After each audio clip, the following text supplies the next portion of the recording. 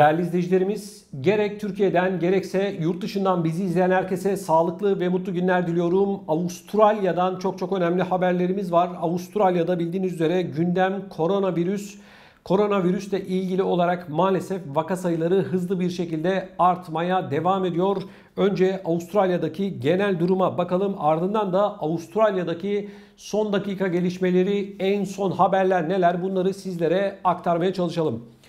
Değerli izleyicilerim, eyalet hükümetlerinden yapılan açıklamalara göre son 24 saatteki en fazla yeni vaka sayısı 1838 kişinin Covid-19'a yakalanmasıyla aylardır yürürlükte olan tam kapanma yasaklarını hafifletmeye hazırlanan Victoria eyaletinde kaydedildi. Evet, nerede kaldırmaya çalışsalar bu koronavirüsle ilgili tedbirleri oralar patlıyor. Geçtiğimiz hafta yasakların hafifletildiği eyaletlerinden biri olan Yeni Güney Galler'de Avustralya başkent bölgesinde 33 kişiye daha Covid-19 teşhisi konulmasıyla ülkedeki günlük vaka sayısı 2172 olarak kayıtlara geçti.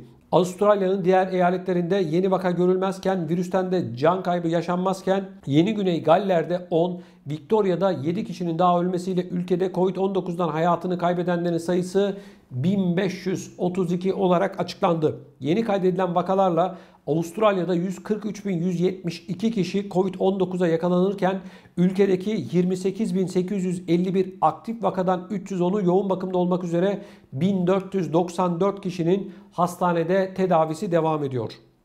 Victoria Eyalet Başbakanı Dalian Andreas, eyaletteki yaklaşık 2,5 aydır devam eden tam kapanma ve gece sokağa çıkma yasağının 22 Ekim Perşembe günü saat 23.59'da sona ereceğini açıkladı. Covid-19 aşısının çift dozunu da yaptıranların oranının planladıklarından daha önce %70'e çıkacağını belirten Başbakan Andreas, bu nedenle 26 Ekim'de sona ermesini takvime bağladıklarını, tam kapanmanın kaldırılmasını öne aldıklarını söyledi. Hafifletilen kısıtlamalara göre eyaletin başkenti Melbourne'de seyahatlerdeki kilometre sınırlaması kaldırılırken eyalet kırsalına ve diğer kentlere girişlere izin verilmeyecek. Aşının 2 dozunu da yaptıranların günde bir kez evlerde 10, açık alanlarda 15 kişiyle buluşmasına izin verilirken yeniden açılacak iş yerleri sosyal mesafe kurallarına riayet ederek aynı anda 20 müşteriye hizmet verebilecek. Yeni Zelanda Sağlık Bakanlığı'ndan bir açıklama var. Yeni Zelanda Sağlık Bakanlığı son 24 saatteki testlerin sonucuna göre ikisi ülkeye dönenler arasında olmak üzere 53 kişiye Covid-19 teşhisi konulduğunu açıkladı. Ülkede toplam 642 aktif vaka bulunduğunu belirten Sağlık Bakanlığı bunlardan 5'i yoğun bakımda olmak üzere 29 kişinin hastanede tedavi edildiğini de belirtti. Bugüne kadar 4991 Covid-19 vakası görülen Yeni Zelanda'da virüse yakalanan 28 kişi hayatını kaybetti. Evet, Yeni Zelanda Covid-19'da iyi mücadele etti diyebiliriz. Değerli izleyicilerim, koronavirüse yakalanan 15 yaşındaki Victoria'lı bir genç hayatını kaybetti. Bakalım detaylar neler? Victoria eyaletindeki hastanelerde bulunan vaka sayısı gitgide yükselirken gece boyunca Covid-19 sebebiyle hayatını kaybedenler arasında 15 yaşındaki bir gencin de olduğu belirtildi. Yetkililer yapmış olduğu açıklamada genç kızın ölümüyle alakalı net bir açıklama yapmazken kızın çeşitli sağlık sorunları bulunduğu ve virüsün bir şekilde kendisine bulaştığını söyledi. Yapılan açıklamada 15 yaşında bir genç maalesef aramızdan ayrıldı. Bu kısımda başka sağlık sorunları olduğuna inanıyoruz ancak kendisi pozitif bir vakaydı ifadelerini kullandı.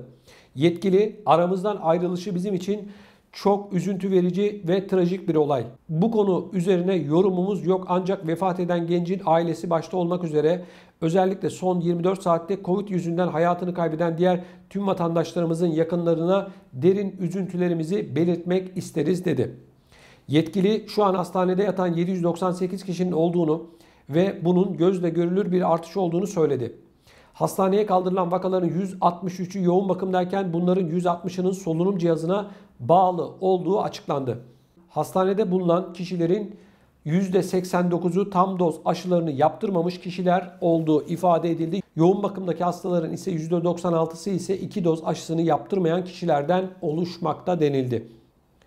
Yine yapılan açıklamaya göre son 24 saatte vaka sayılarında ciddi bir sıçrama olduğu ve son 10 gün ile 14 gündeki vaka artışlarını yansıtan önemli bir durum olduğu ifade edildi. Evet, Victoria'da ciddi bir durum söz konusu. Değerli izleyicilerimiz, Avustralya'da bu kadar da olmaz dedirten bir haber var. Bir kadın kendisini doktor olarak tanıttı ve sahte test sonuçları ortaya çıkardı. Evet, bakalım detaylar neler? Gold Coast'ta bir kadın kendini doktor olarak tanıtarak yüzlerce sahte Covid tıbbi muafiyet sertifikası dağıttığı iddia edildi. Sayının daha da artacağı ifade ediliyor. Polis 46 yaşındaki kadının Labrador'daki evine arama emri çıkardıktan sonra kadını tutuklayıp sahte sağlık personeli ünvanı çıkarmasından ötürü 5 defa kimlikte, sahtecilikte suçladı. Polisin iddiasına göre kadın 600'den fazla sahte Covid muafiyet sertifikası dağıttı. Polisin raporuna göre zanlı internet üzerinden video kanalı ile ülkenin dört bir yanında bulunan kişilerle iletişime geçti. Tutuklanmasının ardından polise gelen aramalar başka kişilerin de kadınla iletişime geçtiğini doğruladı. Queensland polis ekibi yapmış olduğu açıklamada kadının yasa dışı yollarla hareket ettiğine dair bir fikrinin olmadığı ve zanlı tarafından verilen muafiyet sertifikalarının geçerliliğinin olmadığına dair açıklamada bulundu. Polis kadınla iletişime geçen kişilerin kendilerine başvurmasını istedi. Evet, koronavirüs yeni sahtekarları, dolandırıcıları ortaya çıkarmaya devam ediyor. Değerli izleyicilerimiz, bildiğiniz üzere Avustralya'da yasaklar nedeniyle aile bireylerinin bir kısmı maalesef bir araya gelemiyordu. Şimdi Başbakan'dan bununla ilgili olarak sevindirici bir haber var. Hemen bunu sizlerle paylaşmak istiyorum. Başbakan Scott Morrison yapmış olduğu açıklamada ülkedeki birçok kişi için iyi haberleri olduğunu belirtti. Gazetecilere verdiği demeçte bu ailelerine kavuşmak isteyen ülkenin dört bir yanındaki vatandaşların ve sakinlerin büyük bir müjdeyle karşılaşacağı haber açıklamasını yaptı. Genel Covid-19 tedbirleri kapsamında alınan seyahat kısıtlamalarında ebeveynler aile bireyleri olarak tanımlandığı için bu kişilerin Avustralya'ya girişlerine izin verilmemekteydi. Yeni Güney Galler eyaletinin yeni düzenlemelerine göre 1 Kasım'dan itibaren tam doz aşılarını yaptıran ebeveynlerin Sydney'e girişlerine artık bir engel bulunmayacak. Buna ek olarak otel karantinası da ortadan kaldırılacak. Başbakan Morrison bunun Avustralya sakinleriyle vatandaşları için bir hak olduğunu ve diğer eyaletlerle bölgelerdeki durumlar için yönetim kademelerine tavsiyelerde bulunduğunu vurguladı. 18 aydır süren Covid-19 salgınının getirdiği kısıtlamalar doğrultusunda ebeveynlerin birinci dereceden aile ferdi sayılmamasından ötürü birçok Avustralya sakini ciddi sorunlarla karşılaşmıştı. Çocuk sahibi olan çok sayıda anne ve baba kendi ebeveynleriyle tekrar bir araya gelememesini çok can sıkıcı bir durum olarak nitelendiriyordu. Bu sorunlar geçtiğimiz Ağustos ayı başta olmak üzere halk arasında büyük bir tepkiye neden olmuştu. Başbakan Morrison'un tarafından yapılan açıklama pek çok kesim tarafından sevinçle karşılandı. Değerli izleyicilerimiz, Avustralya tarihinin en çok ele geçirilen uyuşturucu haberi var şimdi sırada. Melbourne'de bir konteyner içine saklanan yaklaşık 140 milyon dolar değerindeki uyuşturucu Avustralyalı yetkililer tarafından ele geçirildi. Malezya'dan Melbourne'e gönderilen ve konteyner içine saklanmış halde bulunan 140 milyon dolar değerindeki uyuşturucu Avustralyalı yetkililer tarafından ele geçirildi. 450 kilogram ağırlığındaki bu uyuşturucunun Avustralyalı ekipler tarafından tespit edilen en büyük sevkiyat olduğu belirtildi. Uyuşturucunun konteyner içinde kiremitlere saklanması sonucu Malezyalı bir kişi tutuklandı. Avustralya sınır gücü görevlileri uyuşturucu içeren ve belirgin kırmızı markası olan 1290 paket tespit etti. Müfettişler konteyner içindeki uyuşturucuyu aldıktan sonra konteynerin Melbourne havaalanı yakınındaki Tullamarine yakın bir sanayi bölgesine gönderildiğini tespit etti.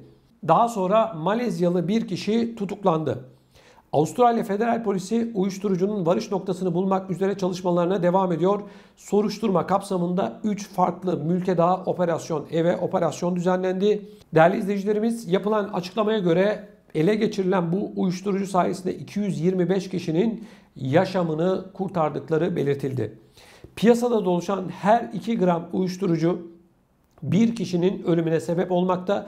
Kişiler bu uyuşturucuyu tüketiyorlar ve içinde bulunan maddelerin kendilerine ne tür bir zarar vereceğine dair herhangi bir fikirleri yok şeklinde polis yetkilisi açıklama yaptı.